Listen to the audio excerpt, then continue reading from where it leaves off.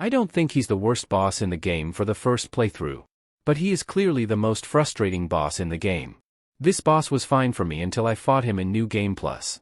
In my opinion, even though there are worse bosses than him, they are not mandatory like him. I really hate the idea that I have to kill him every time I want to finish the game. Both are pretty boring fights. There are too many spiders to kill before fighting her. It can take a lot of time to kill all the spiders, and it is boring. After killing all the spiders, all you have to do is attack her with your charged, heavy attacks. By the way, the arena looks gorgeous. Either you or the boss destroys you in 15 seconds. His bolt attacks feel unfair because the arena is not that big for them. Fighting with this boss has never been enjoyable for me. The idea of killing the witches on the roofs is not fun. But the main reason he is that low is that sometimes he can kill you by staggering you with his poison or stomping you with his hands or legs, and this is very frustrating. I usually don't like fighting more than 1 or 2 enemies at the same time. And these guys usually force you to a 1 versus 5 fight, and they are dealing very high damage, especially for a gang fight. But they have a cool meteor phase and a very underrated soundtrack. I can describe this boss in a few words. Cool, but way too huge for the camera. I think this boss is a bit overrated in the Bloodborne community. I accept that they are not annoying while being a 3 versus 1 fight, but I don't think that they are one of the best fights in the game. It is not a bad fight. But I think his poison is too much for the early game. One of the most iconic bosses in the game. The fight itself is not one of my favorites, but it is still good, and it has a very good theme song. One of the most underrated fights in the game. I always enjoyed while fighting with this boss. I like this boss. It has a very interesting theme song, but it fits the fight well. But all you have to do is get behind her and attack her. If you are quick enough, you can even skip the second phase.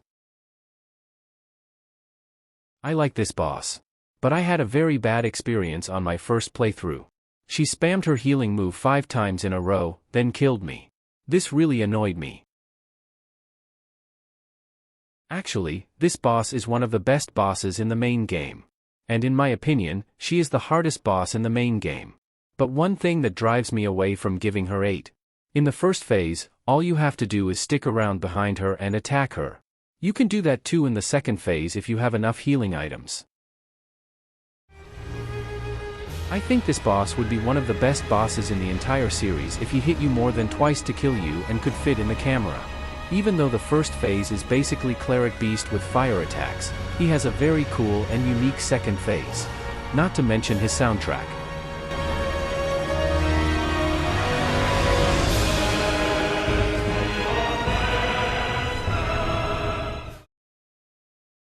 Another boss that has 2 phases. But this time, both phases are great. If you know that you can destroy his knife machine with your gun, this fight is great. We all know what this game is about, beasts and hunters. This boss is actually both. His first phase is a very fun hunter duel, and in his second phase, we see him turning into a beast, and now we are fighting with a beast. I think his voice acting is very good, and he has very cool lore that is associated with a questline. But sometimes it becomes very hard to fight his beast form because you can get stuck between trees and graves. In my opinion, he is the hardest boss in Bloodborne and one of the hardest in the entire series.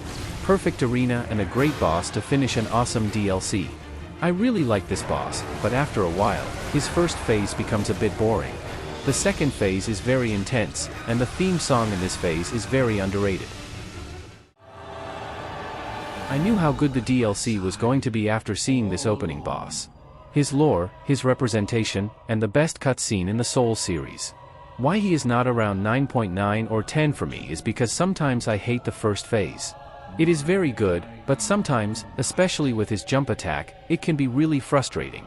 But the phase transition with the iconic cutscene is the best and a moment that we will never forget. And oh, there is one thing left that can make the fight 8 alone, even if there isn't any real fight. Just listen to this.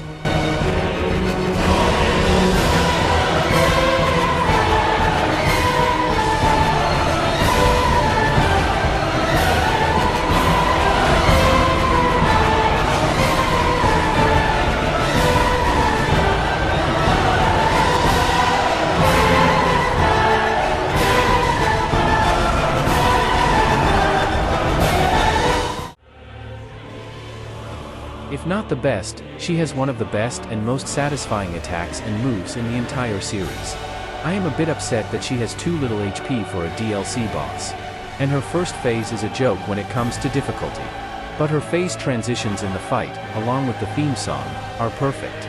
I just wish she had more HP for her second and third phases.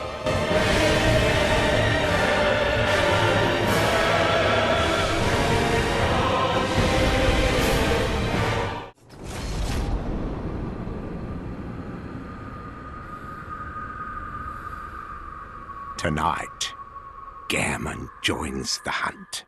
I can define this fight in one word. Perfection. Two noble hunters are fighting for each other's freedom. The moment you realize this is a win-lose situation is very sad. Both of you are trying to free each other. For me, this fight is the most emotional fight in the entire series. And he has the best arena and one of the best theme songs in the entire series.